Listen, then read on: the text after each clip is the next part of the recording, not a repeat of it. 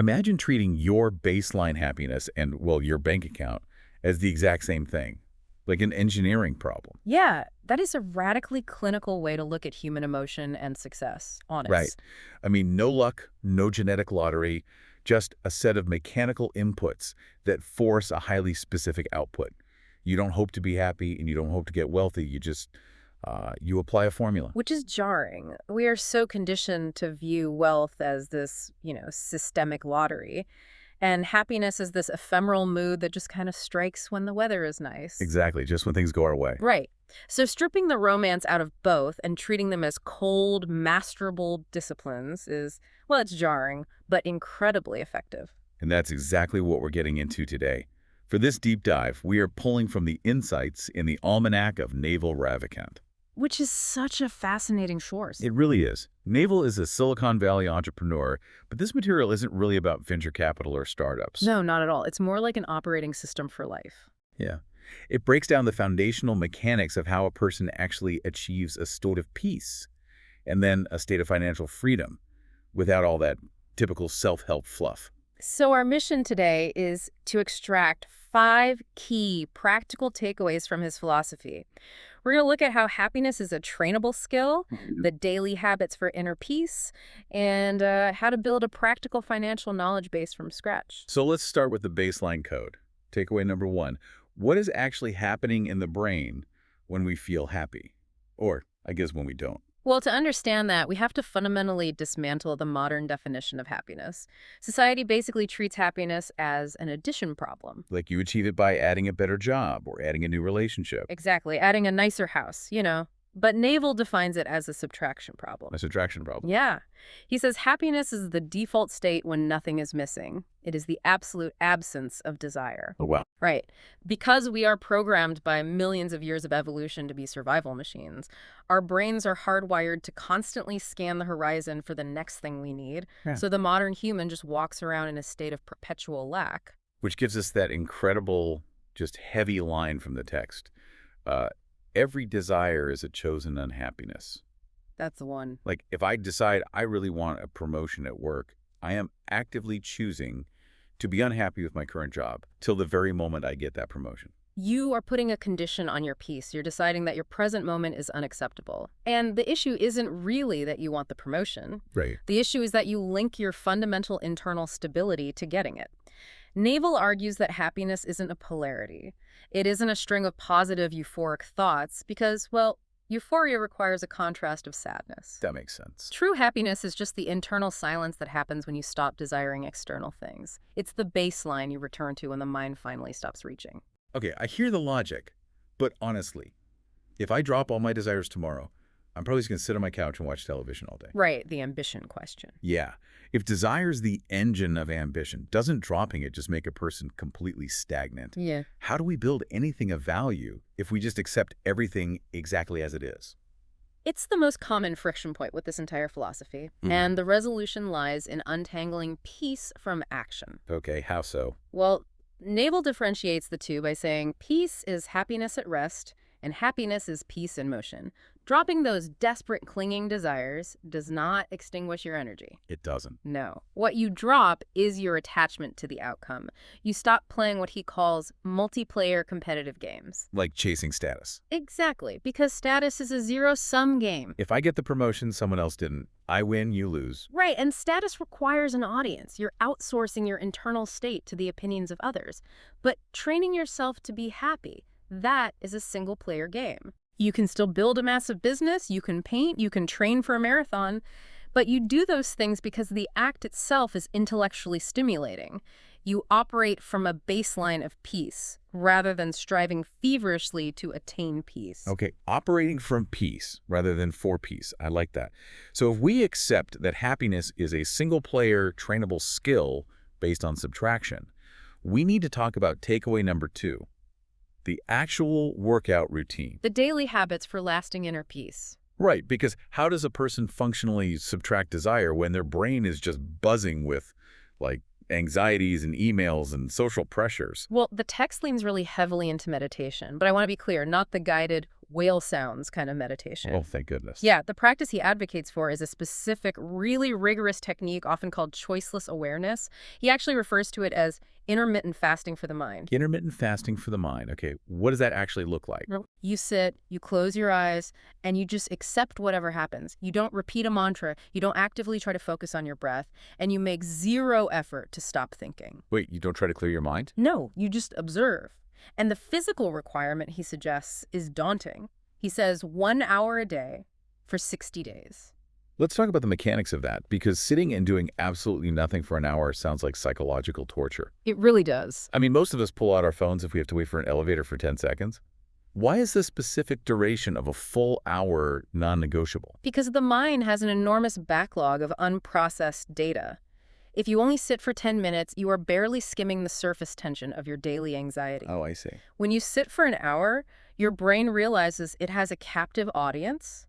It will throw every unresolved fear, every awkward conversation from 10 years ago, every pending deadline at you, just hoping you'll react. It's kind of like, it's less like actively closing browser tabs on a computer and more like sitting by the side of a massive 10-lane highway. That's a great analogy. Right. Like normally we run into traffic trying to chase down every single car, every thought that drives by. So an hour of choiceless awareness is just sitting on the graphs and finally letting the traffic pass without you. Exactly. And it takes an hour for the traffic to thin out. Your monkey mind eventually gets exhausted from throwing thoughts at you when you just refuse to react to them. Wow. Once the mind quiets down, you experience genuine presence. But he also pairs the psychological fasting with rigorous physical hardware maintenance. He says that peace of body precedes peace of mind. Which means stabilizing the chemical inputs. Right. Cutting caffeine and sugar to stop the artificial mood spikes and crashes. Working out daily. Yep. Getting daily sunlight on the skin to naturally boost serotonin. And minimizing external controllers. He specifically points out 3 smartphone apps you need to limit. The phone, the calendar, and the alarm clock. Those apps pull you out of your single-player game. A ringing phone or an alarm is someone else's priority interrupting your present moment. Minimizing them reclaims your agency. Okay, but there is another psychological hack he mentions in the sources that requires a bit of scrutiny, I think. The consistency bias one. Yes. Yeah. He suggests telling your friends you are a happy person, utilizing consistency bias. But wait, there is a glaring contradiction here. Let's hear it. We just established that happiness is a single-player game, right? And we need to stop caring about external validation or status. Right. So if I go around broadcasting to my friends that I'm a happy person just to trap myself into acting positive, isn't that relying on their perception? Isn't that playing a multiplayer game to achieve a single-player result? It is a brilliant catch, and it really highlights the pragmatism of Naval's approach. He is essentially suggesting you use a known bug in human psychology. Our desperate need to appear consistent to our tribe. Exactly, as scaffolding to build a habit. Yes, it relies on external perception initially. But humans are incredibly rigid once they declare an identity. That's true. If you tell your social circle you are a peaceful person, you will bite your tongue the next time you want to complain about traffic, just to maintain that avatar. Eventually, the scaffolding falls away, and the internal habit remains. Ah, so you fake the software update until the hardware actually rewrites itself. Precisely. Using our own evolutionary flaws to trick ourselves into inner peace. I can appreciate the utility in that. But we have to transition here to takeaway 3 because inner peace does not exist in a vacuum. No, it does not. If a person successfully uninstalls their desire for status and they're meditating for an hour a day, they still have to pay rent. How does this baseline of inner peace survive the brutal reality of capitalism? It doesn't, unless you secure your freedom. Naval's philosophy tightly intertwines peace and wealth. Right. You cannot be truly peaceful if you are in constant distress about your basic survival or if you are trapped in a cubicle renting out your time for an hourly wage. Wealth, in this context, is not just cash in a bank account. Because money is just how we transfer wealth. Exactly. True wealth is having assets that earn while you sleep. Factories, computer programs, investments. And the sources make a highly contrarian point about how to acquire those assets. Yeah.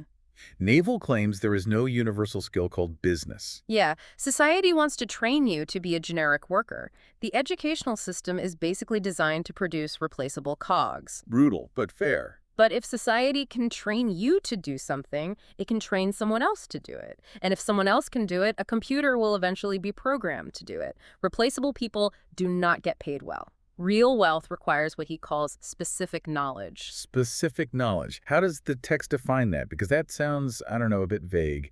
Is it just becoming a specialist in a niche field, like a patent lawyer? It goes deeper than standard specialization. Specific knowledge is found by pursuing your genuine, innate curiosity. It is knowledge that you cannot be easily trained for. Oh, I see. It is the thing that feels like play to you, but looks like work to everyone else. Okay, so if someone is obsessively researching vintage synthesizers in their basement on weekends, or reading obscure historical census data for fun, that is their specific knowledge. Yes. To them, it's just a hobby. To the outside world, it's a grind. And because it feels like play to you, no one can compete with you. You'll just outwork them effortlessly. Exactly. You acquire it through apprenticeship or obsessive self-study, not by sitting in a generic classroom. But having specific knowledge isn't enough to get wealthy.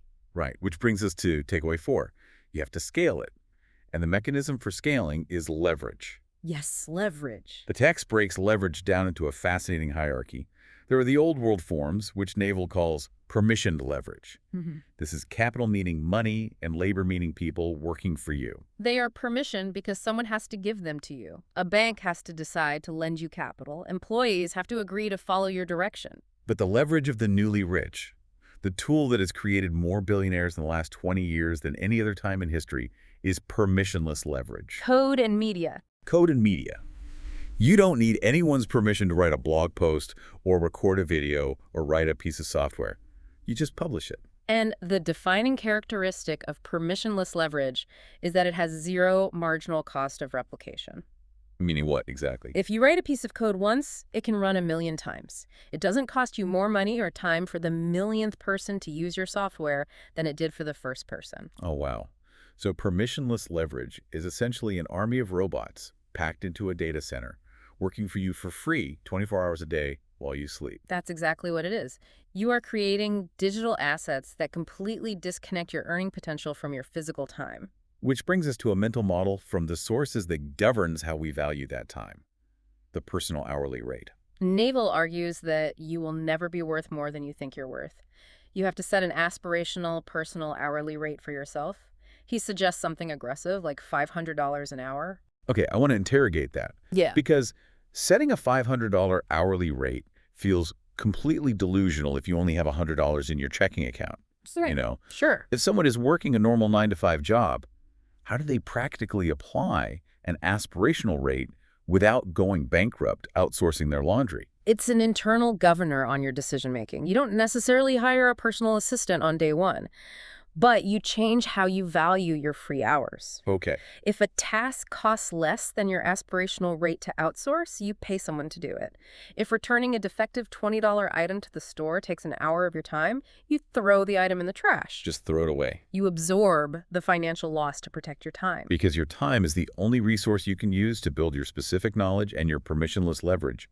You spend money to save time, rather than spending time to save money. That is the mindset shift of a wealthy person. You ruthlessly guard your mental energy. But this raises a natural question, which is our 5th and final takeaway, about the foundational skills required to actually execute this. If traditional business classes are noise, and you just need to follow your specific curiosities, how does a person actually learn to navigate the financial world? What is the actual curriculum? The 5th takeaway is the ultimate meta skill: reading and building mental models. The text points to a very concentrated set of models, starting with basic math. Not advanced calculus, though. No, just arithmetic, probability, and statistics, understanding risk and reward mathematically. And then it heavily emphasizes microeconomics. Microeconomics, Yeah. which is the study of how individuals and companies make decisions. Exactly. And Naval specifically highlights the principal-agent problem as a core concept everyone must master. Okay, break the principal-agent problem down for us. What is the actual mechanism there? It is the reason a rental car gets driven over speed bumps at 40 miles an hour, but you brake for a tiny pebble when you're driving your own car. That is painfully accurate. Right. If you don't own the outcome, your behavior fundamentally changes. The principal is the owner. The agent is the employee or the contractor. The owner will always care more about the long-term health of the company than the employee because their incentives are different.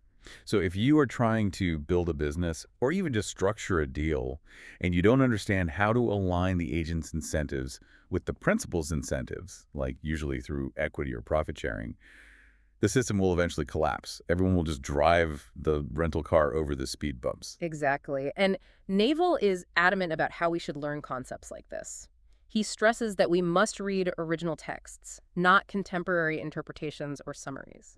But why are originals so vital? I mean, if a modern author can summarize Adam Smith's macroeconomics in 50 pages, isn't that more efficient than slogging through the Wealth of Nations? Efficiency is the wrong metric for foundational learning. When you read a modern business book, you are digesting someone else's interpretation of a primary idea.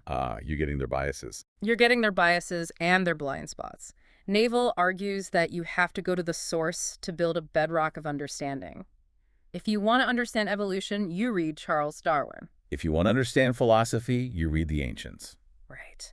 When your foundations are built on original truths, you are never intimidated by new concepts because you can always connect them back to the bedrock. There is a striking formula in the text regarding this type of foundational learning. Naval says that if you read science, math, and philosophy for just 1 hour a day, it will likely put you at the upper echelon of human success within 7 years. That is compound interest applied to knowledge. We culturally restrict the concept of compound interest to bank accounts, Yeah. like earning a percentage on your principal and then earning a percentage on the new total, creating an exponential curve. But compound interest rules the intellectual and social domains just as brutally. When you deeply understand foundational math and microeconomics, every new concept you learn doesn't just add to your knowledge base. Multiplies it. Exactly. It changes how you process new information. And the text points out this applies to relationships and trust as well. Think about why a board of directors hands the reins of a billion-dollar company to a CEO. It's rarely because they are the smartest person in the room. No, it's because they have a compounded track record of integrity and good judgment. When you play long-term games with long-term people, trust compounds. That's why Naval advises ruthlessly cutting things that don't compound. If you're in a business partnership or a relationship that clearly has no long-term future, you're wasting the compounding timeline. You have to find the tiny fraction of your life that you can go all in on and let it ride. So if we pull all of these threads together, we are looking at a complete paradigm shift in how to operate a human life. A total operating system upgrade. We start by redefining happiness not as a collection of external achievements, but as the trainable skill of subtracting desire. We build that baseline through the discomfort of sitting with our own thoughts for an hour a day, letting the mental traffic pass by. And from that baseline of peace, we pursue our innate curiosities to build specific knowledge. We scale that knowledge not by begging for capital, but by deploying the permissionless leverage of code and media-building robot armies that work while we sleep. We protect our time with aspirational hourly rates, and we fortify our minds by reading original texts and letting our foundational knowledge compound over decades. The ultimate realization here is that you, the listener, are highly malleable. We operate under the assumption that we are fixed entities, that our personalities, our anxieties, and our earning potentials are just locked in, and the world is what needs to change. But the reality is the exact opposite. The world is indifferent and largely fixed, but you can overwrite your internal software. You can change your habits, your financial literacy, and your baseline state of peace starting this afternoon. You are the programmer of your own experience. But to write that code effectively, to build the specific knowledge that buys your freedom, you have to lean into the parts of yourself that society often tells you to suppress. Which brings us to a final, lingering thought from the text, something for you to mull over. Naval says, to make an original contribution, you have to be irrationally obsessed with something. It takes an irrational obsession to push through the friction of acquiring specific knowledge. The outsized returns in life do not go to the well-balanced. They go to those who find the one thing that feels like play and pursue it relentlessly. Absolutely. So we leave you with this direct challenge. Look closely at your life right now. What is the thing that you are irrationally obsessed with? And more importantly, how can you take that very obsession and turn it into your specific knowledge, your leverage, and ultimately, your freedom?